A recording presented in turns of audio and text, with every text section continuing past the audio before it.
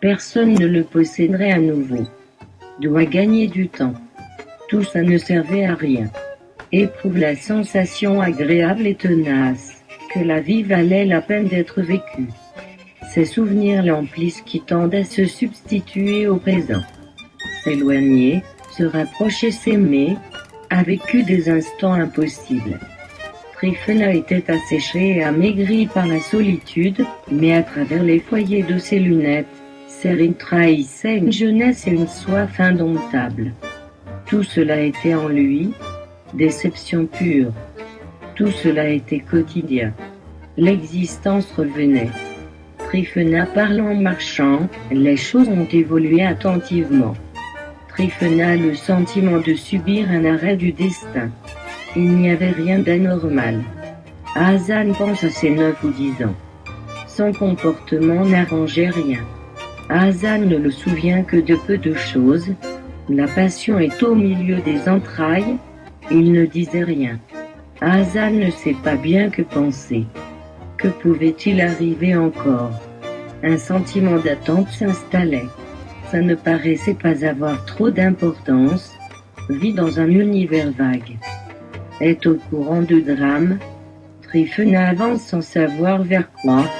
Tant du récit et tant du souvenir se mêlent inextricablement. Tryphena portait quelque chose dans son cœur. Fait semblant de ne rien remarquer. Le désaveu du moi est un don, ça ne pouvait durer. Hazan rêve sans fin. Hazan est pilote d'avion de chasse, survole la foule en vrombissant. Des pas proches.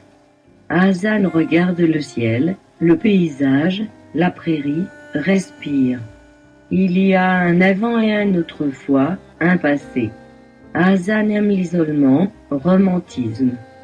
Tryphena demandait des signes. De quoi ne pas être prisonnier. Tryphena a marché un moment en silence.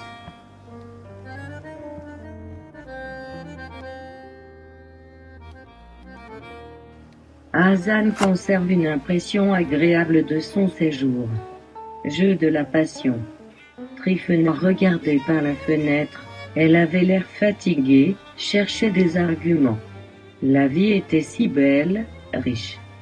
Le temps semble toujours immobile. Son cœur était tout entier entre les mains d'Hazan. Il fallait avoir le courage de renoncer. Tout cela manquait de chaleur, tout cela ne dura que quelques secondes. N'aurait-il pas pu imaginer un éloignement vers un autre pays où, sous un prétexte d'hiver, il aurait emmené toute sa famille? Un après-midi au bord d'une rivière calme, un groupe de jeunes gens, garçons et filles mêlés, flirtent allongés sur une herbe vert tendre. Perd la notion du temps, Hazan voit des images de son passé, comme surgies d'il ne sait pas où. Les scènes s'enchaînaient, quelque chose n'allait pas. Il était à un carrefour, Hazan savait pourtant qu'il ne pouvait être là, à la soutenir. Tryphena savait que c'était un jeu. L'univers à l'intérieur de son cerveau était mêlé, vague. La joie était un grand mystère. Toute chose avait des inconvénients. Chacun était caché dans son personnage. Carrefour, elle faisait face, connaissait la vérité car la situation paraissait de plus en plus évidente. Quelque chose se déplaçait. Des cris de jeu occupent l'espace. Hazan ne parvenait plus à faire une différence bien nette entre souvenir et invention du passé. Une sorte de rayonnement se dégageait. Hazan refusait d'explorer ses souvenirs. Tryphena doutait sérieusement du réel, elle était entre deux portes. Sa réalité d'avant, quoi qu'il en veuille, ne se laissait pas arracher aussi facilement qu'une peau morte. Hazan avait la tête pleine de reproches et de gémissements. Jamais Hazan ne proposait de solution. Certaines choses devraient arriver.